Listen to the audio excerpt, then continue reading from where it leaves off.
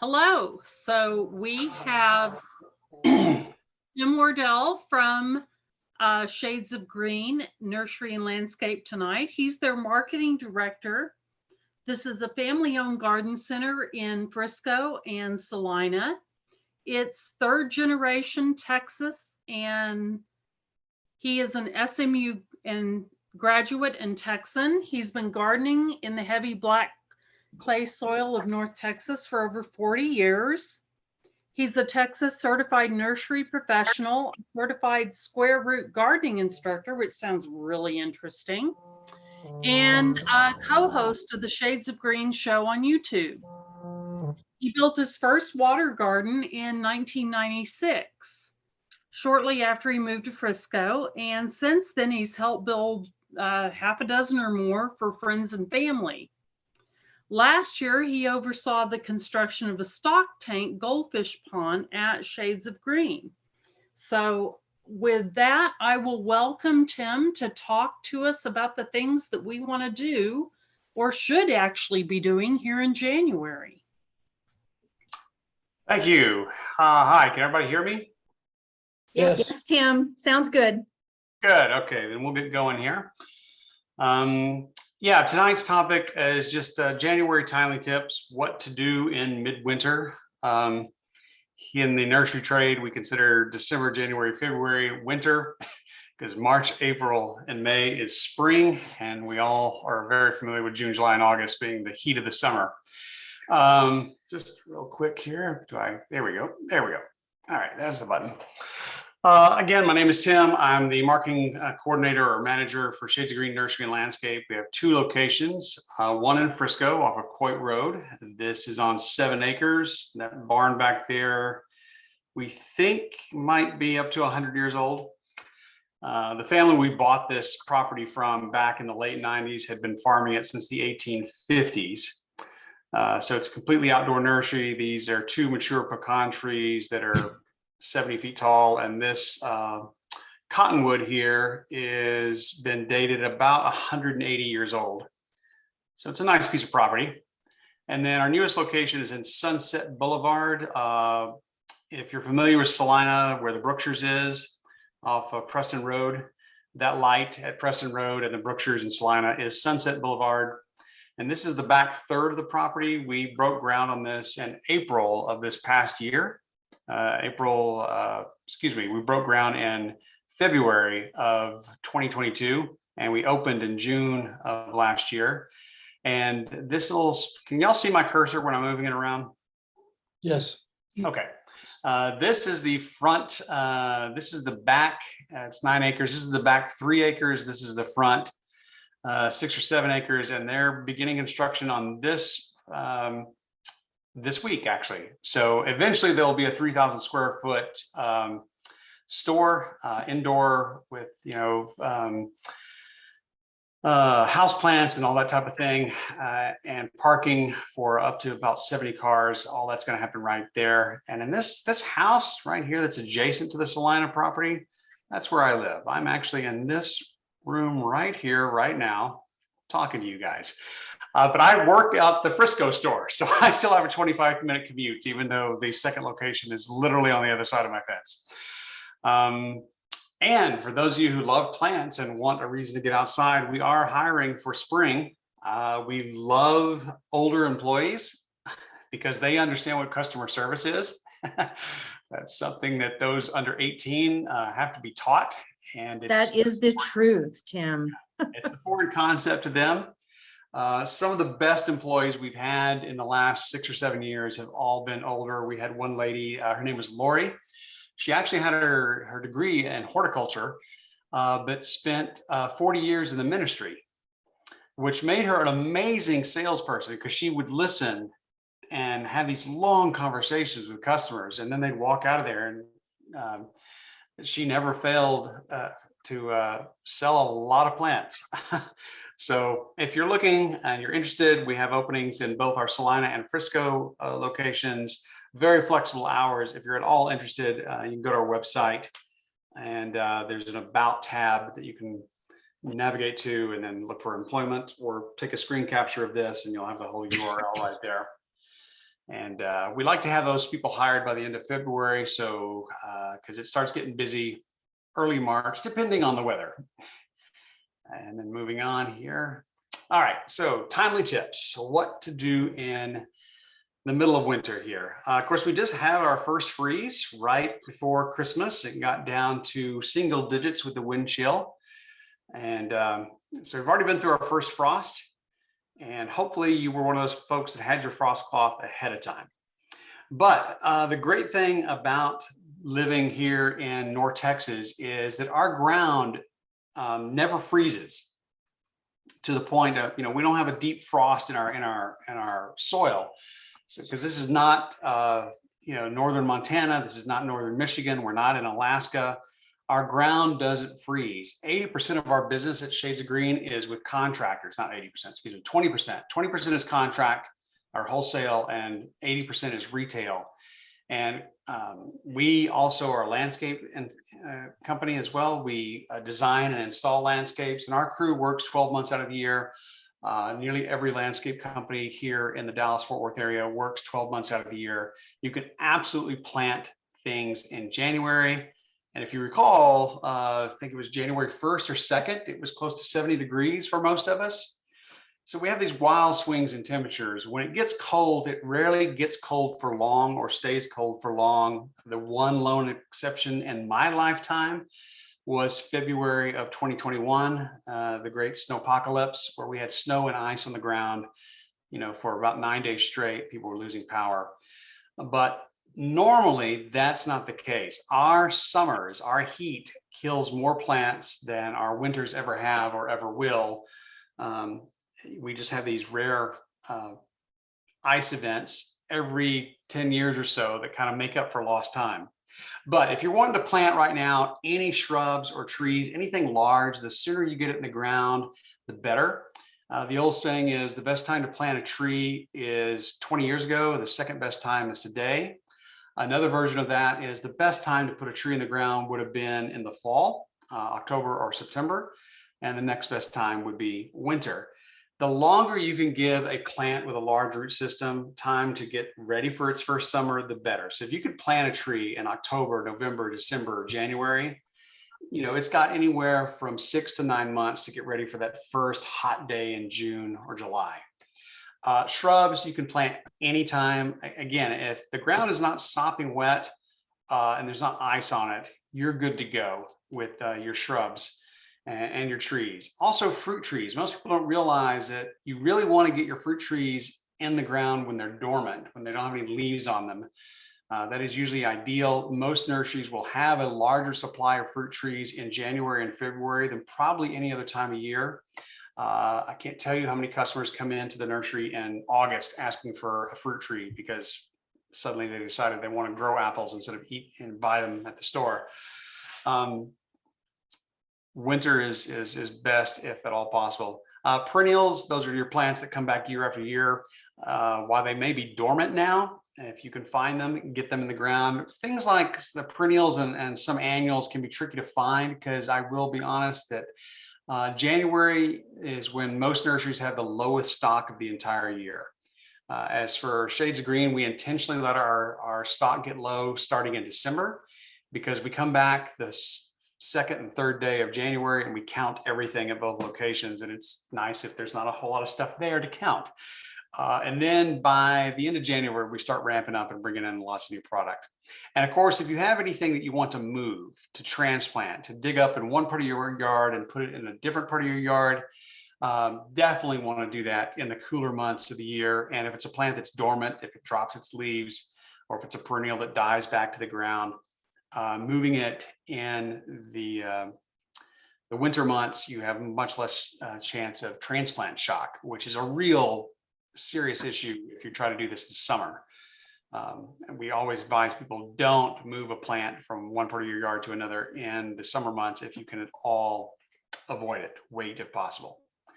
So for trees, some of you may already know this. For those of you who don't, your trees are going to come in two forms. They're going to come in buckets or they're going to come B and B, and that means ball and burlap. You have a root ball wrapped in burlap, and that's what they're called. And these are the ones, if your HOA demands you have a certain caliper width, that's nearly always going to be a B&B tree. Most HOAs have a 2.5 to 3 inch minimum for a width, caliper width on a tree. You're rarely going to find that in a bucket. Caliper width is measured from the top of the root flare, which is hidden by this cloth right here. You go up 12 inches, you use a set of calipers, and you get the diameter of the tree 1 foot above the root flare. B&B trees, typically, they're usually going to be larger, taller. They're going to be more expensive for sure, because there's usually a planting fee. This is not something you can throw in the back of your SUV and take home and plant yourself. These are going to be at least 8 feet tall. This root ball can be up to 3 feet across, sometimes more, depending on the species. It's cork shaped. It'll go down about 3 feet as well. We lift these with a forklift. It's not something you can do on your own. These plants were planted in the ground, they grew in the ground, they've been in the ground up until harvest, and about 3 months before they harvest, they come in, and imagine if this was a pizza with 8 slices. They would cut every other slice in the roots. They'd come back the day of harvest and slice every other slice that they didn't get 3 months earlier. They pop that out of the ground, wrap the roots in burlap. And because it's been growing in the ground, it has large established roots that are going out in every direction. And when you put it in the ground, those roots tend to set faster and establish faster. So if you can afford a B&B tree, you usually get a larger tree that gets established faster. A tree in a bucket has been in a bucket its entire life. And if you pull it out of the bucket, you'll often see the roots running in circles around the base of the bucket. That's called being root bound. And that's when you need to get a knife out and cut those roots at 12 o'clock and 6 o'clock and kind of loosen up the root ball. Bucket trees are easier to plant. One person can easily pick up a 15-gallon tree. These are going to be on the shorter side, typically between 6 and 8 feet tall. But those are your options when it comes to planting trees. Most people, if they're doing it themselves, will buy a bucket. If you're having it installed by a nursery or a contractor or the guy who does your yard, B&B's another option for you. Again, you can get most trees in both varieties. It just depends on how much money you want to spend or how patient you want to be. Do you want a large tree right away, or do you want to save a few bucks and wait and watch it grow? Also, planting, talk about vegetables. Onions and potatoes typically go in the ground by Valentine's Day. My grandfather taught me to plant according to the holidays. So Valentine's Day is your earliest, is your winter crop or your spring crop. This is what these are plants that you put in the ground, typically between middle of January, middle of February. Most nurseries, if they haven't received their onions or potatoes already, will get them within the next week to 10 days. At Shades of Green, we're expecting ours to arrive this week. Plant those in the ground now. And if you do that, they're usually ready to harvest by late May or early June, depending on what varieties you plant. And when you buy your onions, you could plant all these by seed right now, but usually you're going to get a seed, the actual, tiny little, barely can see it kind of seeds. You can get onions and potatoes in seeds. Most people will plant a seed potato. This is a potato that's got a sprout already forming on it. If you've ever bought potatoes from the grocery store and left them in your pantry too long, you'll have the same thing. And your onions are nearly always sold as slips or in little bunches of tiny little onions. Just pop them in the ground, and then they go from this to something that looks like the size of a softball. Also, your planting times, especially if you've ever looked on the back of a seed packet, these are based on the first and last frost dates. Again, as I just said, with trees and shrubs, not really a thing. But if you have a package of seed, if you look at the back, it'll tell you within 6 weeks of the first frost, or after all possibility of frost is passed, or 2 weeks after your last frost date. If you don't know what those are, here in Collin County, it's November 15th and March 15th. If you're a little further south in Dallas, I've seen some charts that list the 20th of November and March. It's the same date. It's not like November 20th and then it's March 14th or something. Whatever, every chart I've ever seen, it's always going to be the 15th of March and November, or the 20th of March and November. And so those are your first and last frost dates. Obviously, your first frost date is when our earliest frost typically happens, and our last frost is when our last frost typically happens. But if you've lived here any amount of time, you know that these are not set in stone. These are simply guidelines from the U.S. Department of Agriculture. If you don't know, Collin County is Zone 8A, so is Dallas County. You've really got to get a little more south and east to get into zone what's called 8B, and then you get down closer to the Austin area, you enter zone 9, and the Gulf Coast is zones 9 and 10. But we're up in 8, and that means that our typical minimum temperature is between 10 to 15 degrees on average, with the occasional single-digit wind chills. Certainly, we can see a frost before November 15th, and we've certainly seen frost after March 15th. I think it was just 4 years ago, 2 weeks after Easter. So this is smack dab in the middle of April. We had a night that got down to 26 degrees, and we had to take all the wonderful spring plants that were out in the yard on our nursery and shove every one of them into our tiny little greenhouse that we have in Frisco. So again, just know that these dates aren't set in stone. But again, that's really only an issue if you're going to plant something by seed. If you're getting an established plant, if the nursery isn't selling it, you probably not the time to buy, not the time to plant it. But if you see it at the nursery and they're carrying it, then chances are you're good to go.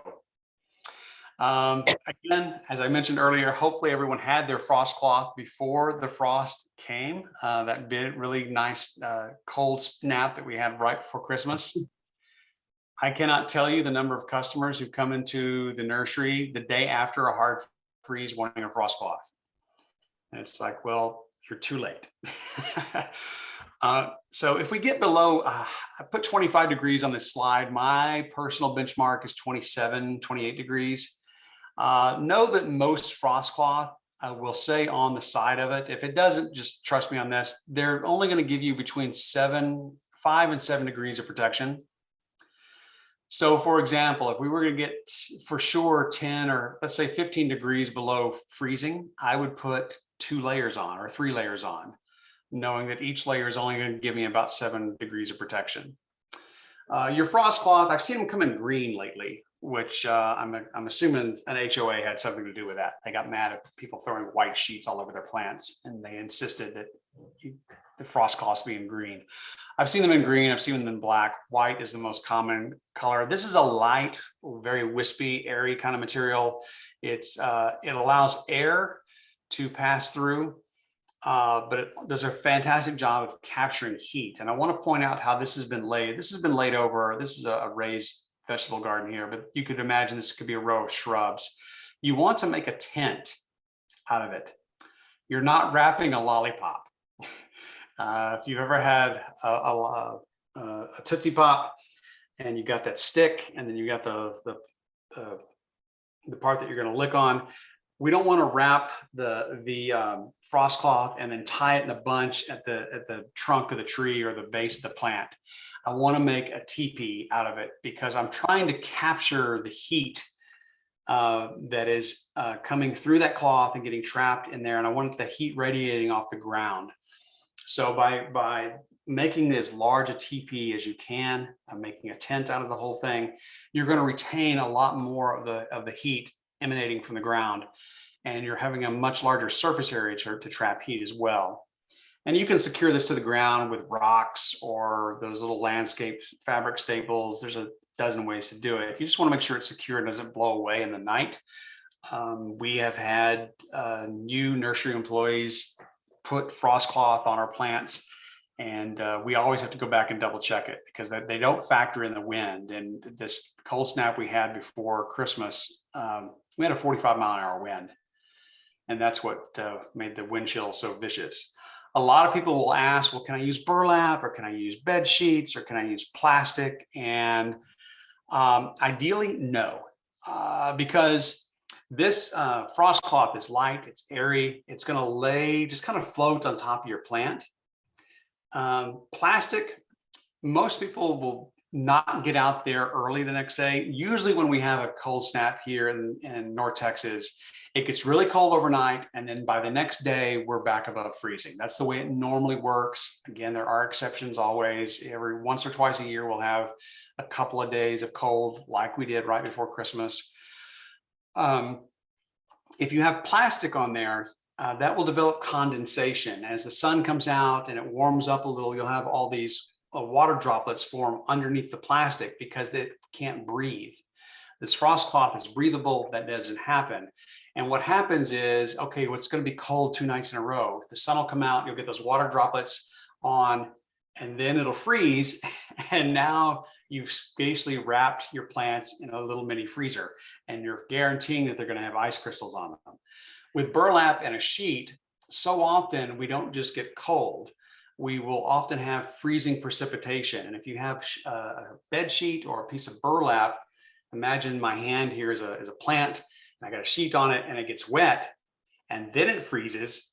Well, now you've guaranteed that you've got frost damage to that leaf because you've had a cold, wet blanket wrapped around it that froze solid. That doesn't happen with frost cloth. Again, don't mean to get on a soapbox about frost cloth, but most people do it wrong. And one other tip I will give you, if the weatherman comes on and says it's going to get down into the mid-20s, you want to go out and water your plants with a hose. Don't run your sprinkler system because you don't want to run the risk of it not draining properly and then it freezes and you have busted pipes. It seems counterintuitive, but wet soil retains more heat than dry soil. And if your soil is very dry, now we've got a situation where a plant could be double stressed. The first stress is it's dry, and then the second stress is it's going to get bitterly cold. So if you water it, the soil will retain more heat. The plant has a nice, good drink. And now the only thing that it really has to deal with are those cold temperatures. And usually we make it through these cold snaps just fine, nothing to worry about. Again, February of 21 was an epic event. Nurseries made lots of money of people replacing all the plants in their yard because so many shrubs died.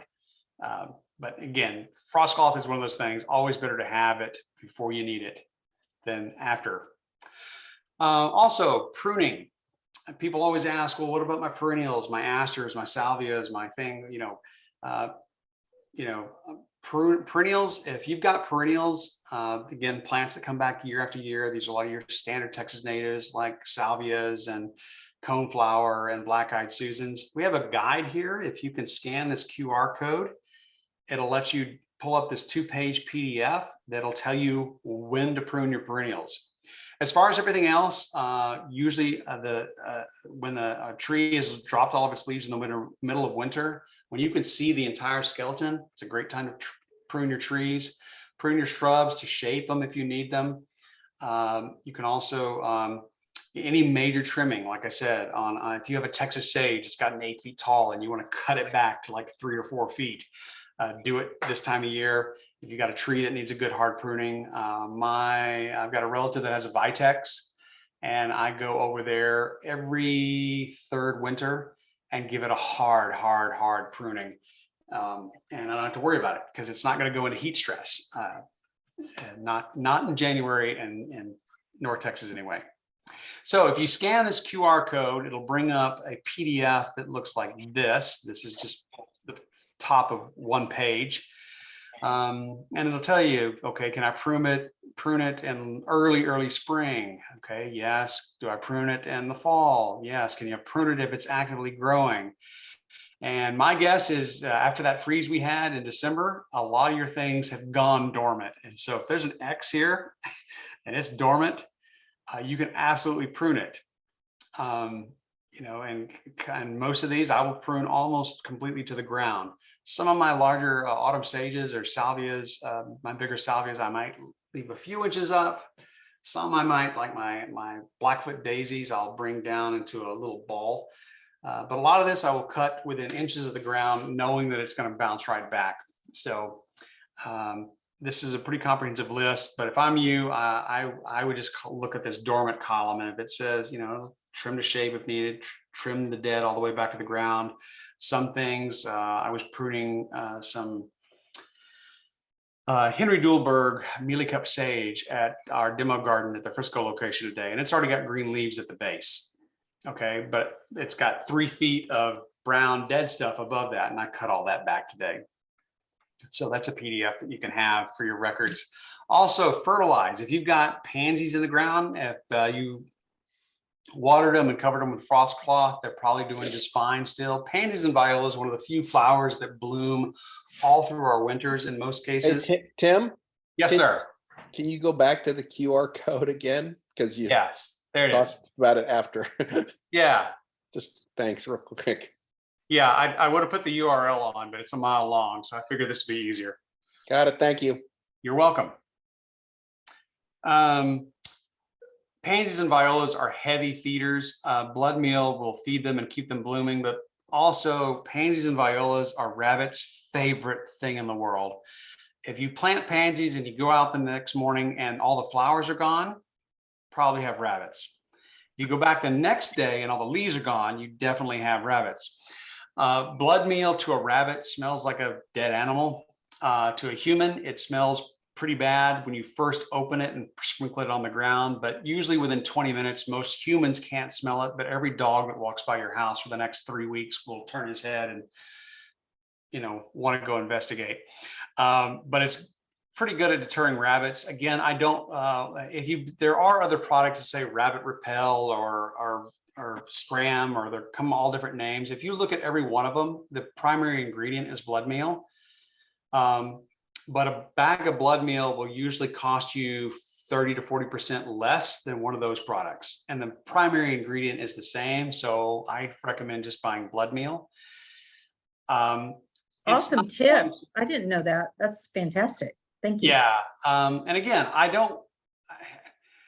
this is not a poison. It's just a deterrent. All I want is them to go to my neighbor's yard and not mine. So if I have blood meal and my neighbor doesn't, my pansies will probably be fine and theirs won't.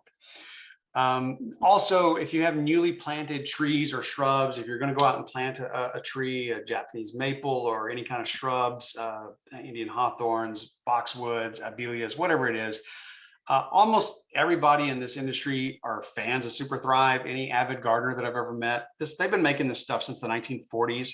It's not really a fertilizer. Think of it more as a multivitamin for your plants.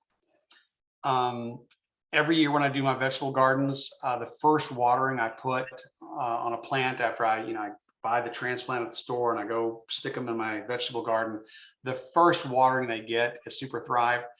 The cap on this is a teaspoon, and it's 1 teaspoon per gallon of water. So a bottle, the small bottle, will last you a couple of years probably. If you have the option, I strongly recommend mixing this with rainwater, because there are some, yummy active nutrients in here that if you dump tap water in it, you're going to lose some of its effectiveness, because tap water's got chlorine or chloramine or something, stuff that's designed to kill bacteria. And so pond water would be good?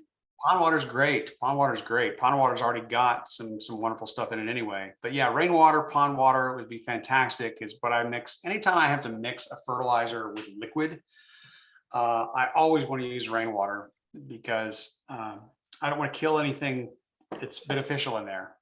People will come into our store and buy worm castings and say, "Oh, I'm going to go home and make worm tea."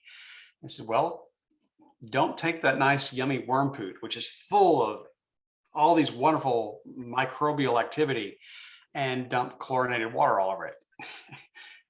You wouldn't do that to your fish. Don't do it to your little bitty microbes in your fertilizers. Anyway, and apply that about once a month. If you had a 15-gallon bucket tree, you're probably going to add maybe 2 or 3 gallons, which would be 2 or 3 capfuls. But it does help in my years of experience. I think if I've only got a handful of things in my shed that I'm going to treat my plants with, Super Thrive will always be one of them. As far as pests, you probably, after the big freeze we had, you're probably not going to have any scale on your crepe myrtle or any of your other plants, but if you do, dormant oil works great. I always advise people come in the summer months and they want to spray their crepe myrtles with neem oil or orange oil because of the crepe myrtle bark scale, this little white shell thing that you see on some crepe myrtles. Some people get it every year. Some people have crepe myrtles for 30, 40 years and never get it once. The problem with anything that says oil, whether it's dormant oil, orange oil, neem oil, it is an oil. Doing it in, if you're going to do this in the warmer months, do it at the end of the day.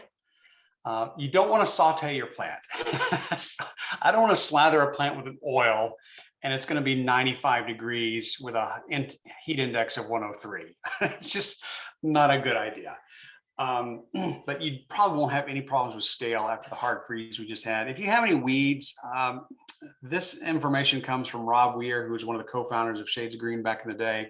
I can't find his ratio. I meant to look it up online, but he would always use a vinegar and orange oil solution on a sunny or warm day. And again, a warm day in January, we've had some of those, anything over 65.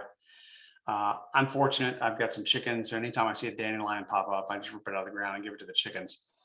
But by and large, you don't have a whole lot of pests to worry about this time of year. If you do, it's probably fungus gnats on your house plants.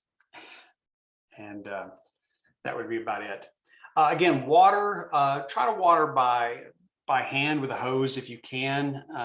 Frisco recommends that you just keep your sprinklers turned off this time of year.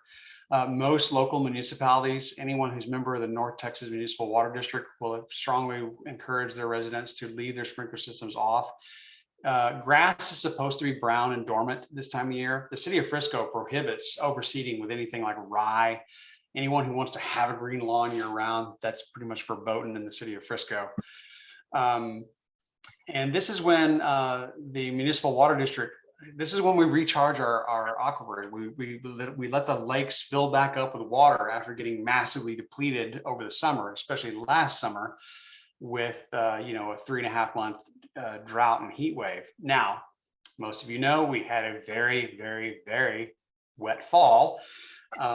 So our lakes are looking great now, but anyone who's been here more than 10 years, remember what a drought's like and what it's like to go out to a lake and see it 15, 20 feet below normal. Again, water by hose, anything that you're putting in the ground, turn off your sprinkler. And you really only need to water it at all if we get less than a ½ inch in a 2-week period, which we might be coming up on now. But that was not a problem at all in October or November or the early part of December. I will tell you from experience that 80% of the dead or dying plants that we diagnose at the nursery have been overwatered. People come, I don't know what happened. They'll come in 6 weeks after buying a plant and it's stone dead. And I said, I don't know what happened. I watered it every day. It's like, okay, you drowned it. Healthy soil is an equal mix of oxygen and moisture. And if you're constantly dumping water on it, you've pushed all the oxygen out of the soil and you've basically drowned your plant. The roots need water and they need oxygen, and they can't get the oxygen if you're constantly pouring water on the ground. Other bits, some people do leave their perennials up and they let their black-eyed Susans and their coneflowers and all their other plants just kind of go to seed and feed the birds throughout the winter. And that's great. If you're one of those who likes a more tidier garden and you're going back and pruning everything to the ground as soon as it's died, then you might want to put some bird feed out to give them something to eat. If you've got some natives in your yard, maybe a Yopon holly or a possum haw, those will probably still have berries on them. And that's a great food source for your birds. Mulch, if you've got bare soil in your flower beds, you absolutely want to mulch it. Mulch retains moisture. It also does a great job of inhibiting weeds so that when you do water, you need to water less. Your plants stay wetter longer. The soil stays cooler. I never understand these people who come into the nursery in late May, early June, when we're already in the upper 90s. Of course, last year we had our first 100-degree day in May. If you've got to dump 30 bags of mulch. I would rather do it when it's 50 degrees than when it's 90 degrees. So winter is a great time to put your mulch in your flower beds. If you apply a 2 to 3 inch layer of mulch, it should last you about 3 years. And after 2.5 to 3 years, it'll be broken down enough where it'll still be there, but it's getting thin, and you need to top it off. So mulching is something that, if done right under normal conditions, you're only going to do about every 3 years or so. Do it in the winter if you can, is my recommendation. Put your leaves in your compost pile or put them in your flower beds. Most people don't realize there's a lot of bees and fireflies. You know, they do their thing in piles of leaves. And I've heard people talk about, oh, I never see fireflies anymore. Well, you can thank HOAs for that, where you have to sweep up everything. And we live in cities now where we bag it up and put it out on the curb and it goes away. When I was growing up, there were always a pile of leaves somewhere in the yard, and there was never a shortage of fireflies. So if you can leave one little corner of your yard with a pile of leaves in it until they just rot and decompose on their own, you'll probably have a little bit more insect life happening in your space. And it's a great mulch. It's a fantastic mulch for your flower beds and your shrubs. And then if we do get cold again, cover up your pansies. They're pretty cold tolerant, despite the name. They are very, very tough. If you've got a flower pot with anything in it, anything in a flower pot, you need to add 10 degrees. So we're in zone 8, but if I have something that's out on the porch in a flower pot, it's in zone 7. Because it's up above the ground, it can get cold on every single side. And it doesn't have the thermal mass of all the surrounding soil. You know, give me a plant in the ground and give me a plant in a flower pot. The one in the flower pot is much more susceptible to cold damage than the one in the ground. I'm probably not going to worry about most of my shrubs in the ground, but if I've got something in a flower pot, again, just know that you've now gone from zone 8 to zone 7, which is the middle of Oklahoma, and you need to take that into account. And so if you've got some prize plants in flower pots, be sure to have the frost cloth ready to cover those up. Should we get cold again, and we will, I promise you, get cold again. Remember last year we had an ice event in February, and then about 2 to 3 weeks later, we had another ice event in March of last year. So this is Texas. It ain't over till it's over. And we really only have 2 seasons here. We have hot and not hot. There's a short window between not hot and hot that some people call spring. And then there's a short window between hot and not hot that some people call fall. And spring and fall could be 3 days or 3 weeks, depending on the year. We just never know. It's always a crapshoot here in Texas. And with that, I will shut up and answer any questions. That's great, Tim. Thank you so much. A lot of good information there. I'm still trying to digest some of it. Do we have any other questions from people who are thinking faster than I am? Tim, I think a lot of people are using the blankets. I know that's what I've used. Mm-hmm. Is that comparable to the frost? I mean, it's yeah, sold they're as a actually a frost little cloth. thicker. They're actually a little thicker, so you get a little more protection on those. Okay. So yeah, that works fine. I keep those around. I'm just not a fan of bed sheets or sheets of plastic. I'm with you. Or towels. Yeah. So Lori's asking if we put on multiple layers of frost cloth. You did it in February of 21. Would it have worked? It would have helped the first couple of days, but no, that was just bitterly cold for too long. The state of Texas on the whole, it was an epic blow to our industry. I think the final figure came into $600 million in lost products just from the growers. Yeah, I tried everything I knew. I'd watered, I put boxes, Yeah. I put frost cloth, I did everything, and yeah, it's just Again, too long, too cold. It was just too much. But I saved my frost cloth. It was too much. It was too much. We lost. We heard stories of growers who had everything in a hothouse, and the electricity went off, and their heaters didn't kick on, or their heaters work fine, but the weight of the snow and the ice collapsed their roof. Or, and again, in a normal year, the average customer comes in and they're looking for 2 or 3 shrubs to fill in some spots in their yard.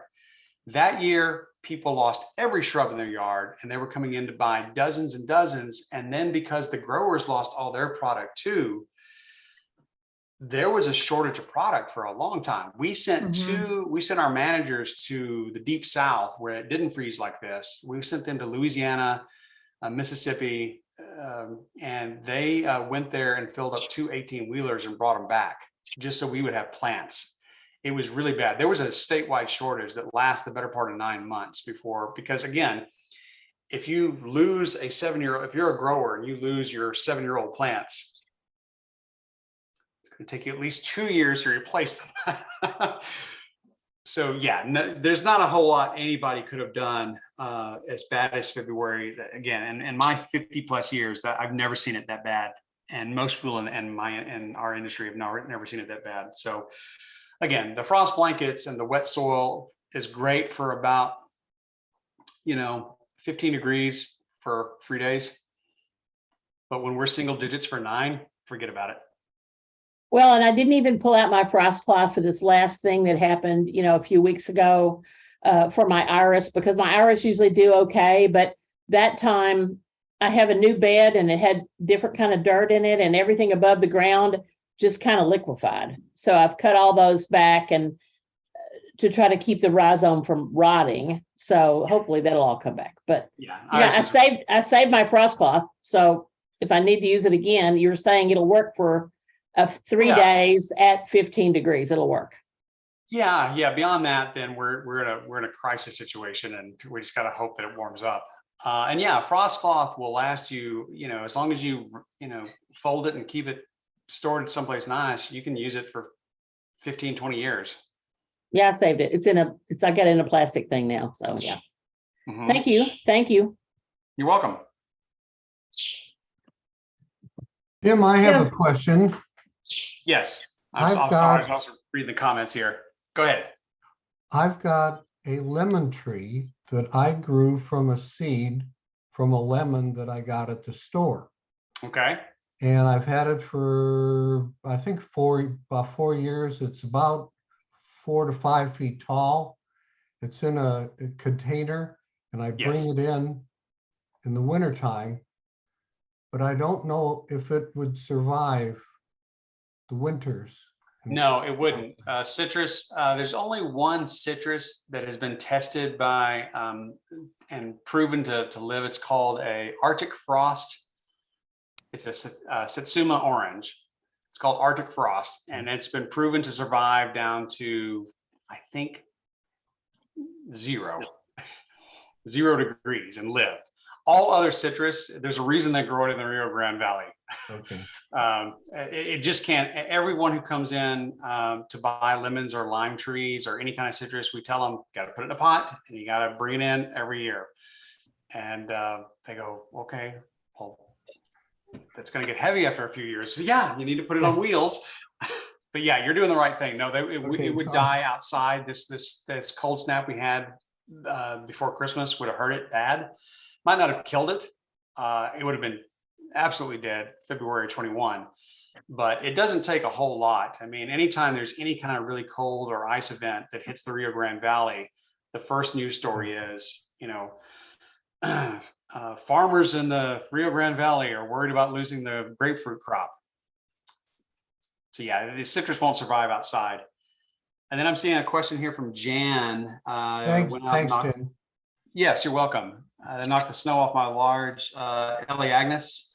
And yeah, Ellie Agnes did pretty good and that season. In general, though, if you can let the snow or ice melt naturally off the plant, February 21 was a rare event. I tell you, by far, the #1 loss was Indian hawthorns. Everyone lost their Indian hawthorns. And #2 was loropetalums or Chinese fringe flower. Those are the purple ones with the red flowers. And then #3 was it the Pittosporum? Pittosporums for sure. Yeah, they were in the Yeah, top I 3. I and had then number 4 would variegated, probably but be waxleaf ligustrums. Those were the top Mm. 4. Yeah, Pitts crashed and burned, and Indian For sure. hawthorns just did horribly. Elaeagnus is a pretty tough plant, and it can survive a little bit more than a lot of plants. Mahonias are also pretty tough, but you lost yours twice, Lori. You ready to take on direct TV? Replanted and froze again. One in my room won't play back anything. Yeah, they were fluffy, kind of tall. Those are the ones I covered with the box. Uh-huh. And then the frost cloth, but they didn't make it. The soft caress. So they were very they had been in less than a year. They'd been in like Yeah. 6 months, and so my guy guess said, is if they yeah, had put been them in the back. ground 3 years or more, they would have survived. I know very few people came in complaining about a dead Mahonia. I will say that the soft crest are a little more tender than maybe the older varieties like the leather leaf. But I hate the older varieties. Those things get so tall and their leaves are so stiff. They just draw blood every time you get near them. I really think, again, that's another thing. Frost is always going to be more dangerous to a young plant than a new plant. If it's been in the ground more than 3 years, you probably don't have to worry about it. If it's been in the ground less than a year, I would definitely want to be concerned about covering with a frost cloth if we get below 25 degrees. Well, I'm telling you, I had a box and a frost cloth. I mean, I did everything, and I watered it. And so so you're saying though, I could replant them now, maybe, after, hopefully we won't, I mean, we get these now things that happen, supposed to happen every 100 years. They happen every freaking year. So yeah, no, I pity the people who've moved to this area from somewhere else. I talked to a lot of Californians. I talked to a lot of people from Michigan. I talked to a lot of people from Chicago, and they've moved down here. And we have had the worst winter of my lifetime. And then we just had a epic heat wave and drought last year. So it's like people just walk into the nursery and they go, "What grows here?" And it's like, well, we had 2 years of pretty dismal floods. Yeah, it's been between the heat and the drought and the rain. It's been a rough 36 months to start learning how to grow anything in Texas. I think There's our a clay wax- soils grow pretty good. Yeah. Yeah. Well, again, that's the beauty of a water garden, because it takes far less effort than having that same amount of space in plants. True that. And less Strange. water. Yeah, so less water and less chores.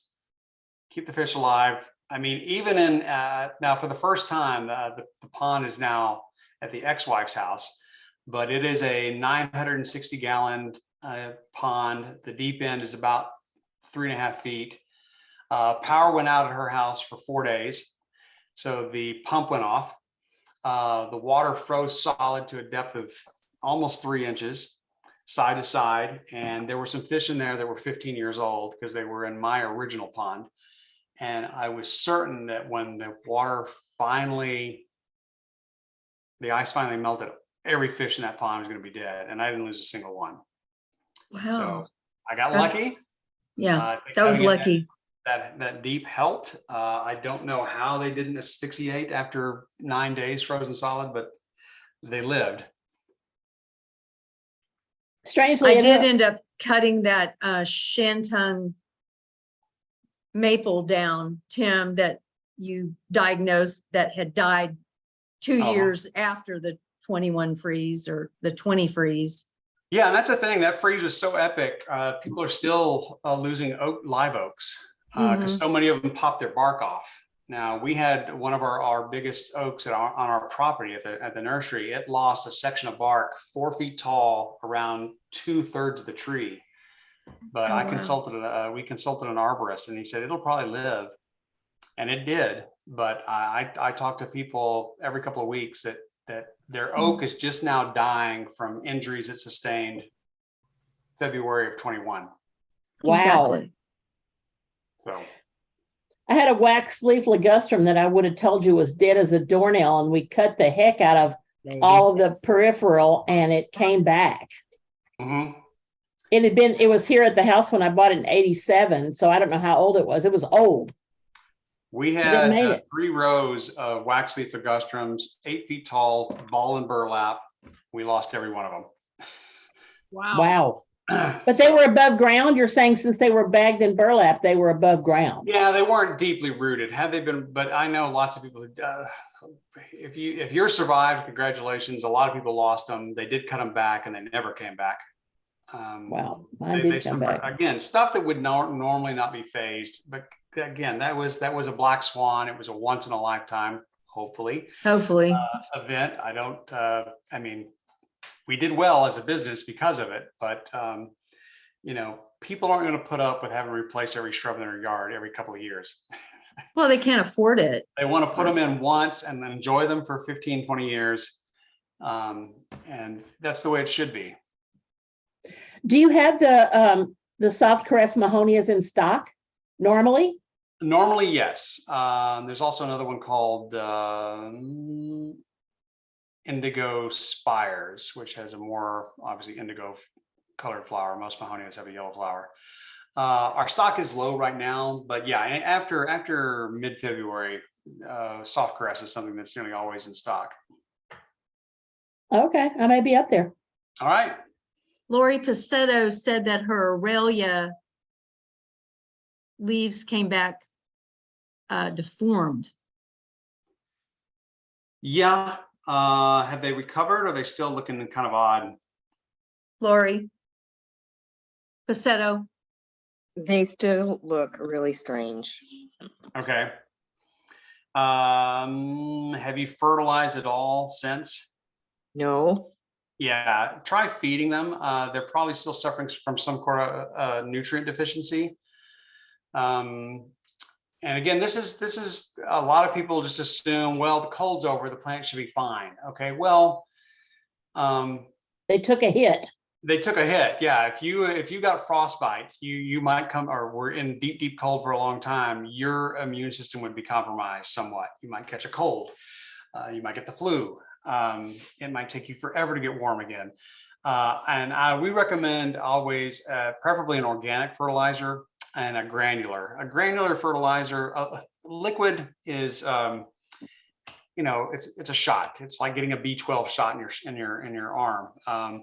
You'll feel it right away. But a granular fertilizer will break down slowly over time. It'll feed the plant over a longer period of time. The dosage is usually much lower. So I would feed, again, people dump all kinds of stuff on their lawns and they'll feed their flowers, but most people almost never feed their trees or their shrubs. The product that I like for any bush type plant is called Holly Tone. Holly, like a holly bush, and tone, T-O-N-E. I'll type it in here, I guess I can type. I got that, Tim. I've gotten it a couple of times as you suggested for the Eagleston hollies. Yeah, it's made by Espoma. Espoma is the oldest maker of organic fertilizer in North America. They've been doing it since the 1920s. Hollytone is great, not just for evergreens. It's formulated for plants that are always green. But I would use it, and that's really the majority of your shrubs against your foundation. Everyone puts evergreens up against the foundation. They're hollies or boxwoods. But it will work on Aurelias. It will work on bear's breeches. It will work on Acubas. It's just a good all-around fertilizer. It's a low dose. It's 100% organic. And yeah, anyone who's got plants that are still struggling to recover from the epic freeze of February 21, or even just this last freeze, putting a little bit of fertilizer around the base of the plant and watering it in by hand will help. And then you'll probably want to repeat that process about every 6 weeks until you start seeing the plant get back to normal. Now, and again, the advantage of an organic fertilizer like that, because it is low dose, I don't want to promote a whole lot of growth this time of year. The worst thing would be to dump too much fertilizer or a high dosage on something right now, and all of a sudden you see all this new growth, and then we have a freeze because it'll be the new growth that dies. And you'll have all these beautiful green leaves, especially now when we're going to be, I think it's supposed to be 70 tomorrow, 70 plus degrees tomorrow. We will have warm days in January and in February and in March, and then interspersing those will be these freezes of 25, 20 degrees. I don't want to promote a lot of new growth. So if it's me, I would feed that Aurelia now, and then maybe wait and do it again once we get into March. But then from March on, start feeding on a regular basis until it bounces back. 81 tomorrow in McKinney. Yeah, 80 here in North Dallas. That's crazy for our plants. Bouncing. Yeah, like no, it's insane. And that's why if you can plant native, do it. There's not a lot of great looking native shrubs. The Yopon, holly, and the wax myrtle, about the first two that come to mind, but boxwoods aren't native to Texas. Texas sage is native, but not to this part of Texas. Indian hawthorns aren't native. But whenever possible, if you can plant native, especially if it's native to Texas, that's a plus. If it's native to the Blackland Prairie, which is what we're in here with this heavy black clay soil that runs from the Red River down to just past Waco. If you can plant native, those plants have evolved for thousands and thousands and thousands of years. They're used to these crazy temperature swings. They know that it's going to be 105 in the summer and it may not rain for 6 weeks. And they know that it could be 21 day in December and then 60 3 days later.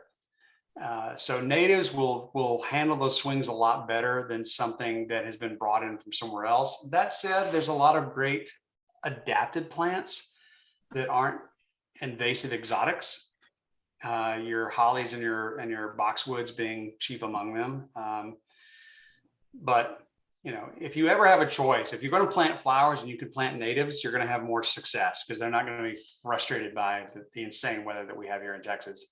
Well, and don't forget the bees and the pollinators. Absolutely. Yeah, they evolve with those plants. And so they know that that's a food source. There's been a big move here recently toward getting keystone species.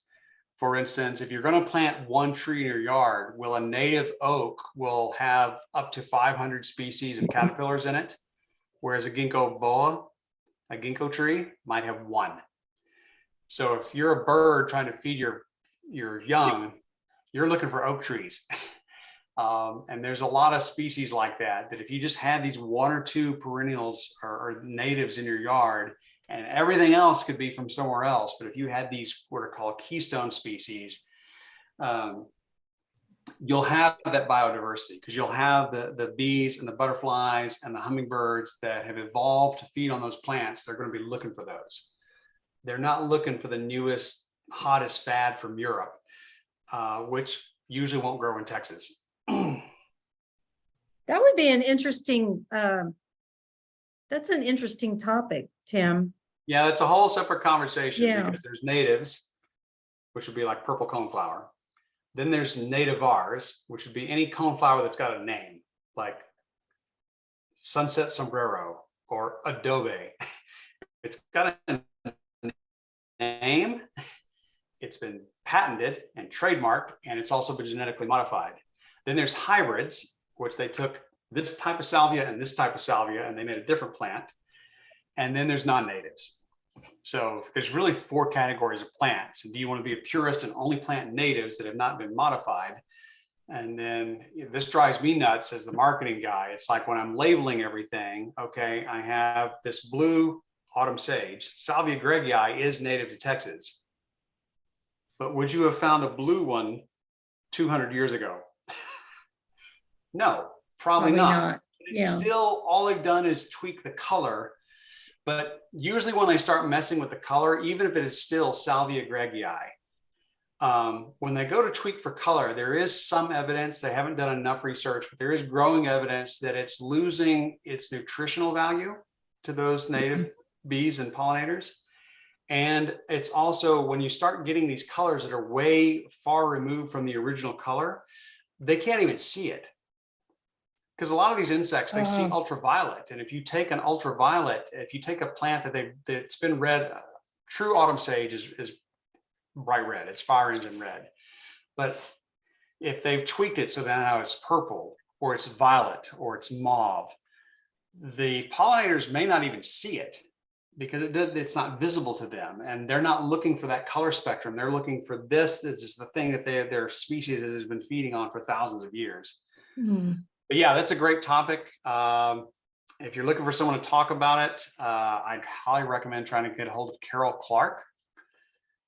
She is with Monarch Watch. She's local. She's known as the Butterfly Lady, CarolClarke. And she's the past president of the Native Plant Society of Texas. She's the current president of the Monarch Watch Initiative in Texas. And she could talk about natives, nativars, hybrids, and non-natives. And I cover wrote that everything in. we I'll try and find her because that sounds fascinating. did. Yeah. What about the keystone species, Tim? Would that, I mean, that sounds fascinating to me. Would that be a whole talk or that just be incorporated into? That could be part of this? that. That could be part of Okay. that. There's a great Facebook page called, oh man, what is it? It's been showing up in my feed lately because I think if you just type in keystone species for pollinators, you'll find it. I think the Facebook group is called Keystone Species for Pollinator Gardens. Just found it. yeah, there you go. And they'll have different eco-regions throughout the country, and you just tell them I'm in Texas. But I can tell you right away, your keystone tree is going to be an oak. So many plants that are ubiquitous in the Dallas area. Like some people would visit Dallas and think the crepe myrtle is the state tree. Crepe myrtles are from China. Vitex, that chase tree, that's from China. A lot of the plants that we think, oh, that must be everywhere, because McKinney has that wonderful garden that's all crepe myrtles, and they've got like 100 different varieties. But they're not native. They're incredibly well adapted, and they are pretty. But they do get bark scale, and a lot of our native trees, no other native tree really gets the bark scale the way those crepe myrtles do. So. Well, and that's definitely a topic for the people who are trying to foster more monarch butterfly food, because the native milkweeds are the ones that are recommended for your monarch pollinator gardens, because the other ones stay longer and they keep the monarchs from migrating. So, I mean, I've learned a lot about that. I insisted last year.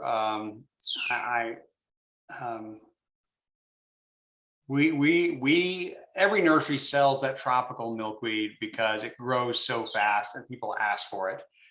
But I've asked that we cut our supply of it in half this year. And then we found 2 other growers that can supply us with the natives. Some of those native milkweeds, the tricky part is, especially green antelope horn and antelope horn milkweed, they have a long taproot. So it's hard to grow those commercially. So it's in a pot on a table at a nursery. They're better planted by seed, but planting them by seed can be problematic because you need stratification. They need a certain number of hours of cold so that they germinate. Yeah. It can be very tricky. I had seeds and it took 2 or 3 years for them to come up. Yeah. Of the natives, but they finally did.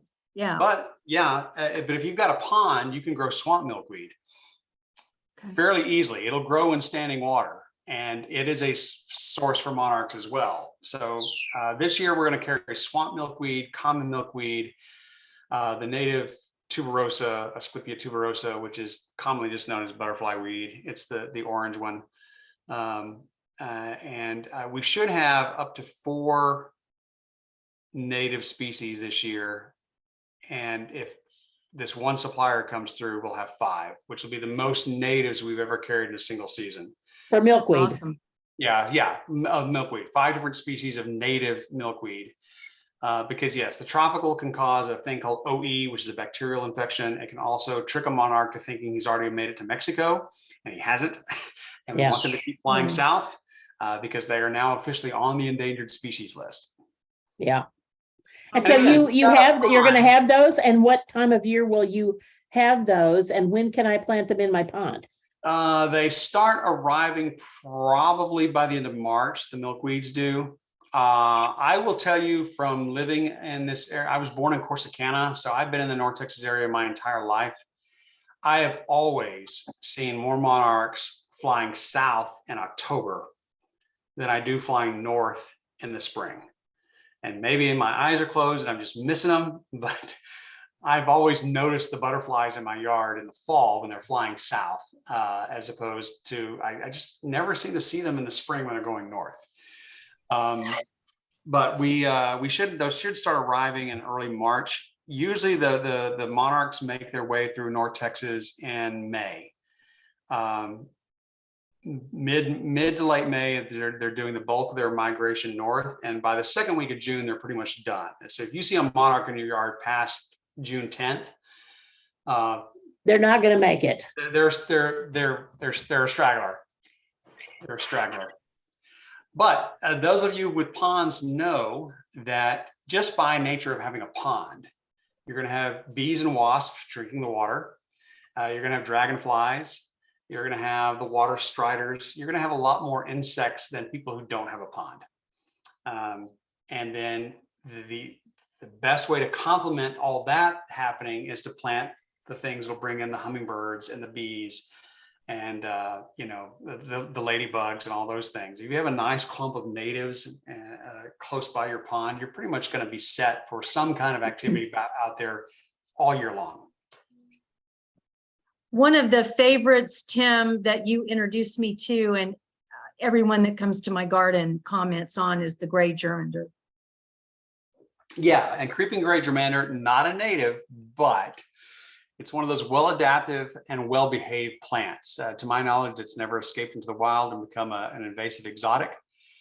For those of you who don't know, creeping gray germander, it's a ground cover that is evergreen. Even in the snowpocalypse of 21, I planted it around in my mother-in-law's yard and it came through just fine. It's hardy to like zone 5, maybe 4, but zone 5, I mean, now you're in northern Kansas. It's kind of a grayish green fuzzy leaf. If you rub your hand on it, it's got a pleasant smell. And then throughout the spring and summer, it has these tiny purple flowers. But it's called creeping gray germander, and it's a great evergreen ground cover. Not native, but I still love it. It's And one covered in bees. You're Yes, one of it's the, always going to be covered in bees. What would you say? Kimberly? you are one of the only, I think the only other place I found those was at Covington's, and that was only 1 year, maybe 2 years that they had them. The rest of the time, you're the only one that has them around here. Yeah, Shades of Green has our own growing operation up in Collinsville, which go to Salina, make a left, and when you hit the lake, you're there. And it's 40 acres. We have 9 hoop houses out there. We grow, I want to say 80, let's be conservative. Let's say we grow 70 different species of mostly native perennials. And we grow about 40 to 50,000 a year. And creeping gray germander is one of them. So we grow it ourselves because the founder of our company is also our landscape designer, and he puts it in almost every design, unless the client says, no, I don't want that. Can you say the name again? Yeah, I'll type it in the chat too. Perfect. Would you have that also in March? Most likely, yes. Okay. Yeah, I want to get some of that. Looking for more bee friendly. Well, that's certainly bee friendly. It is so easy to maintain, guys, and it's out in those perennial beds between my sidewalk and the curb. And it's just stunning. I get more compliments on that than I do my fake grass. It will grow in partial shade. You'll get more bloom if it's in full sun. But it's got a fairly wide range and it's very adaptable. And it grows fast too. Like the grows little fast. pot has covered 2 feet diameter, super Yeah, it'll quick. get 2 feet wide and up to 10 inches deep in the center. Okay. And the color when it blooms is just gorgeous. Yeah, if you're familiar with those shrubs, the Texas sage, it's kind of got that or if you've ever grown just plain lavender, the herbal lavender, whether it's English or Spanish, it's got that similar kind of purple kind of flower to it, but it's like very low to the ground. Oh yeah, that would be wonderful. A very soft texture to it. Yeah, I always tell it it's like petting a Muppet. It's very soft. Yeah, all of Any other the, questions? I don't want to keep us all night. I was just gonna say, if anybody's looking for tough plants, and I don't know if they're native or not, probably not, but all of the germanders that I've tried are really tolerant for our weather. They're hardy. Let me check one website real quick. Because they've got them in every variety, from that creeping gray up to a kind of a short, and then, you know, the taller ones that you can have that's one I'm not familiar with. Any of the germanders, that's not something I'm familiar with. I'm very interested. Most of the others are just a green color, but the creeping gray is the one that has a pretty bluish gray color. Yeah, I just threw another website up here in the chat if anyone wants. This is a website the city of Frisco has put together, really talking about the best plants for our area. The same information is also somewhere on the Shades of Green site, but they've got it. I like their little setup. They don't have a zillion plants. They have a nice small selection of plants that will absolutely grow in our heavy black clay. Most of them are native. I haven't checked. Probably won't find creeping gray germander on there, but if you're looking for some keystone type species or some plants that are going to attract a whole lot of different critters, this is a good resource to have, because you can look by color, you can look by bloom time, you can look by, you know, native. They've got several different search criteria that you can plug in and kind of narrow it down. And I think that they've done a really good job. Their Parks and Rec department is really working hard to push natives. They do a lot of business with us because we grow a lot of natives. But well, they've done a beautiful job on the installations that are all along Coit. That's all very xeriscape native looking. I don't think it all is, but it looks it's really over the years it just gets more and more beautiful. And I think up and down in industrial is the same way as Coit with a lot of the native plantings. Yeah, they're really working hard to make sure that they're planting things that don't need a lot of maintenance, and that's nearly always going to be a native. Mm-hmm. Again, Awesome. creeping gray germander, not a native, but a fantastic example of a well-adapted plant that just serves a whole lot of nice little purposes. Anyway. Any other questions for Tim tonight? You said trim the Texas sage back pretty far right now. Oh yeah. I pruned it. I had a Texas sage that if it died, I was going to be okay. So I pruned it harder than I've ever pruned anything in my life. And 12 months later, it looked better than it's ever looked. Okay. So I don't think you can prune a Texas sage too hard, but yeah, you can prune it now for sure. And I've never been able to kill one by pruning it. So normally when you prune a shrub, you don't want to take more than a third off. But with Texas sage, on this particular one, I did 80%. I took it from 5 feet down to 1.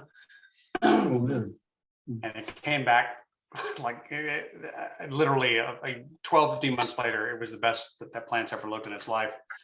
And we've got about 7 at the nursery in Frisco that are in the ground that we need to go prune heavily too. So we'll probably be doing that in the next couple of weeks ourselves. I need to move my Texas sage to another spot. Should I trim it first or later or what? Yeah. Good point. If you're going to move a shrub, works for any plant, but certainly a shrub, know that when you dig it out of the ground, you're not going to get all the roots. Right. Okay. So if you didn't prune it, so say I've still got 100% of the plant and I've got a third less roots, it's going to crash. So if I'm going to move a shrub, I want to prune it by a third to a half and then dig it up and move it. So now I don't have all the roots. I don't have 100% of the roots, but now I don't have 100% of the plant either. Does that make sense? Right, it does. By pruning it, you give it less to feed because you're going to get less of the roots. There's no way to dig it up and get all the roots, because when you sink that shovel in, you're going to be cutting some roots. So if you can prune your shrub then dig it up and move it, and then give it some Super Thrive and water it really well, your odds of it surviving are much higher, Okay, because too many people just dig it up and they move it. And it's like, okay, now you've got half as the number of roots trying to feed the same amount of plant, and it's not going to happen. okay. I think it's easier too, because you're dealing with less plant hitting you in the face and Oh, sure. Yeah. It's poking your lighter. eyes out.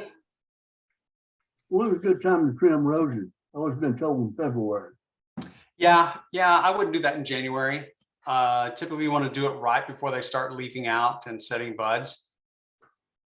When I got two different kind of roses in the backyard, they lost the leaves during that cold snap, but they're greening out. Especially at one of them, you got all kind of new leaves on it already. Yeah. I mean, if we didn't have that big freeze, they might have not dropped their leaves at all. I've got some here at my house that have dropped all their leaves, but we've got some at the store right next door to me that didn't lose any. So, Well, that's yeah, fine. generally wait till February for your roses. Get a little bit closer to spring. Yeah, I was surprised how much is greening up right now. New leaves on that one plant. Well, when it's going to be 81 tomorrow. Yeah. That's what I noticed with my hibiscus. I was waiting to trim them way back. And then when I rolled out my cart into the driveway, it's like, wow, these plants already have a lot of new leaves on them. So I'm like, okay, time to trim them back, because for whatever reason, they're already getting ready to go. Yeah, and they're going to be disappointed because it will freeze again. Absolutely. Well, they're in my garage. I'm reeling them in and out of my garage. So they're not going to Staying freeze, warm. but yeah, Yeah. well, they're not staying warm, but they're not freezing. Are they hardy or tropical? Well, they're tropical. Okay. Then yes, you'd have to bring it in and keep it alive. Any other questions for Tim? You got several compliments in the chat, Tim. Thank you so much. All right, you're Lots of welcome. learning going on. Yeah, really appreciate it, Tim. No problem. Always happy to help the Water Garden Society.